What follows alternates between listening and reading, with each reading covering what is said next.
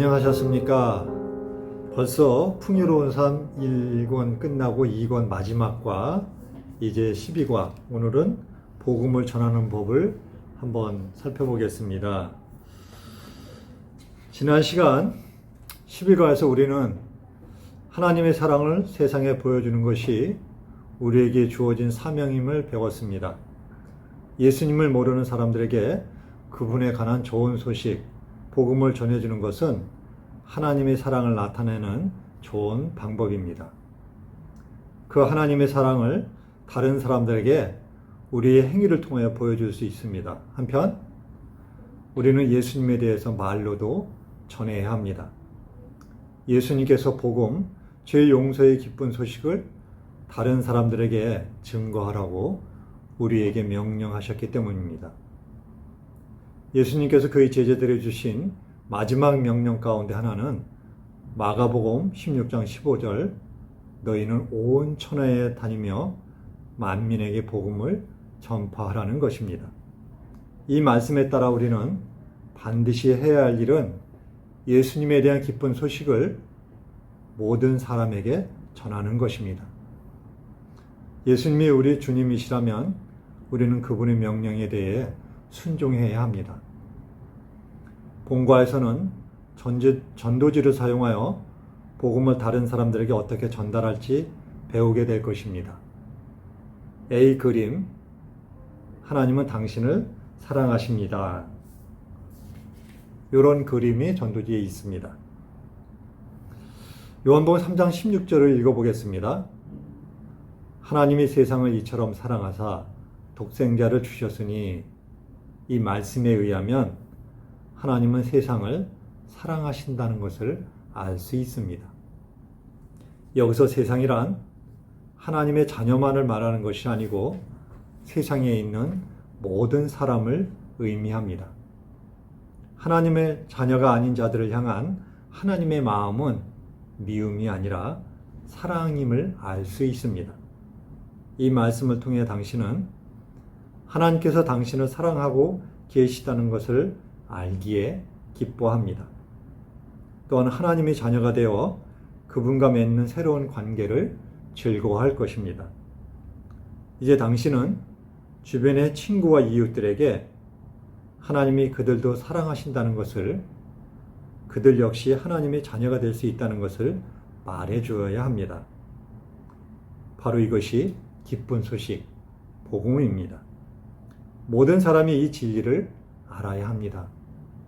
친구에게 요한복음 3장 16절을 설명한 후 다음과 같이 말해줄 수 있습니다. 하나님은 모든 사람을 사랑하십니다. 이 말씀은 하나님께서 저들을 사랑하실 뿐만 아니라 우리도 사랑하신다는 뜻입니다. 이것이 전도지 A 그림에 있는 내용의 설명입니다. 두 번째 그림 B입니다. 당신의 죄가 하나님과 당신 사이를 갈라놓았습니다. 구약성경 이사야 59장 2절을 읽어보겠습니다. 오직 너의 죄악이 너희와 너희 하나님 사이를 갈라놓았고 너의 죄가 그 얼굴을 가리워서 너희에게서 듣지 않으시게 함이니라. 방금 읽은 이사야 59장 2절 성경 본문은 죄로 인하여 모든 사람이 하나님으로부터 분리되어 있다고 말해주고 있습니다. 모든 사람이 자신의 죄로 인해 하나님으로부터 분리된 상태이므로 하나님의 사랑을 누릴 수가 없게 된 것입니다. 그림 C는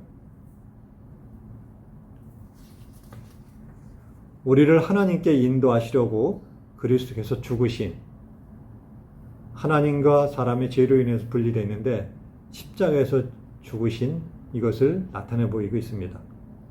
죄가 인간을 하나님으로부터 분리시켰기 때문에 인간을 하나님께로 다시 인도할 누군가가 필요하게 되었습니다. 베드로전서 3장 18절을 읽어보겠습니다. 그리스도께서도 단번에 죄를 위하여 죽으사 의인으로서 불의한 자를 대신하셨으니 이는 우리를 하나님 앞으로 인도하려 하십니다. 육체로는 죽임을 당하시고 영으로는 살리심을 받으셨으니 방금 읽은 성경 본문에서 우리 죄를 위해 누가 죽으셨다고 하셨습니까? 예수 그리스도께서 죽으셨다는 것입니다. 예수님께서 십자가에서 죽으신 이유가 무엇입니까? 우리 모든 사람을 하나님께로 인도하시기 위해 죽으셨다는 것을 분명하게 알려주고 있습니다. 당신은 친구에게 베드로전서 3장 18절 말씀을 설명해 주면서 다음과 같이 말해줄 수 있습니다. 그리스도께서 당신을 위해 죽으신 것은 당신을 하나님께로 인도하시기 위해서입니다. 이제 당신은 이 전도지를 사용하여 예수님의 용서에 대한 기쁜 소식을 쉽고도 간단하게 증거할 수 있게 되었습니다. 다시 정리해 보겠습니다. 요한복음 3장 16절을 함께 읽어본 후 다음과 같이 말할 수 있습니다. 이 말씀은 하나님께서 당신을 사랑하고 계신다는 것을 보여줍니다. 두 번째, 이사야 59장 2절을 함께 읽어주면서 다음과 같이 말해줄 수 있습니다.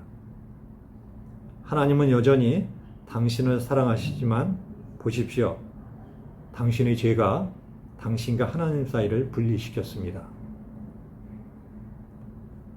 시 그림을 보여주고 베드로전서 3장 18절을 함께 읽으며 복음을 나누십시오. 그러나 여기에 기쁜 소식이 있습니다. 예수 그리스도께서 당신을 위하여 십자가에 죽으심으로 당신을 하나님께로 인도하셨습니다. 마지막 D 그림입니다. 당신도 하나님의 자녀가 될 수 있습니다. 요한복음 1장 12절을 읽어보겠습니다.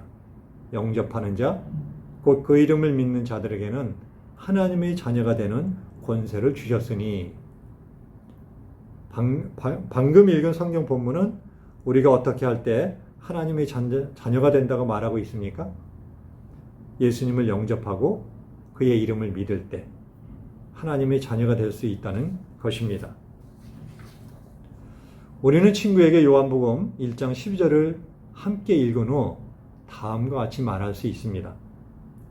예수님, 예수 그리스도를 영접하고 그분을 믿으면 당신도 하나님의 자녀가 될 수 있습니다. 복음을 전하는 과정에서 믿는 우리는 다른 사람에게 4개의 그림을 설명해 주기 전이나 후에 자신이 어떻게 하나님의 자녀가 되었으며 그것이 얼마나 놀라운 경험이었는가를 나누는 것도 참 좋은 방법 중에 하나입니다.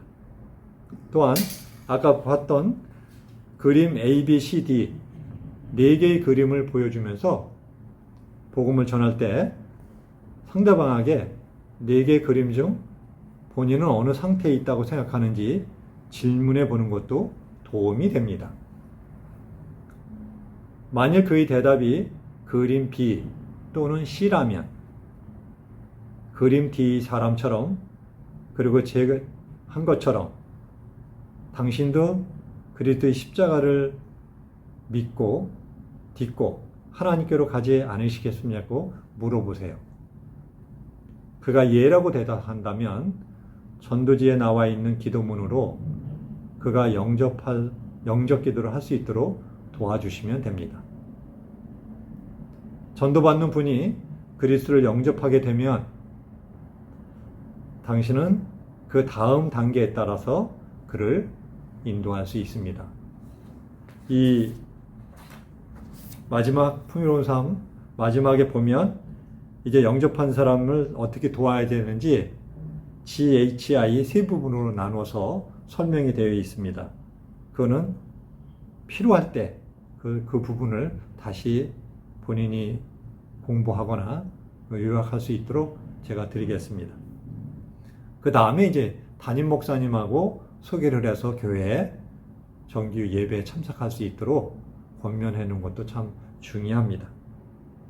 본교적인 풍요로운 삶, 이것을 함께 구매해서 정기적으로 함께 공부해 보는 것도 참 좋은 방법 중에 하나입니다. 오늘 짧은 시간에 복음을 전하는 법을 이렇게 나눴는데 한번 자주 보시고 기도하고 정말 본인이 믿는 예수님을 전해주고 싶은 친구나 주변의 이웃이 있다면 한번 성령님의 도우심으로 순종하면서 그 기쁨을 경험해 볼 수 있기를 권면합니다. 감사합니다.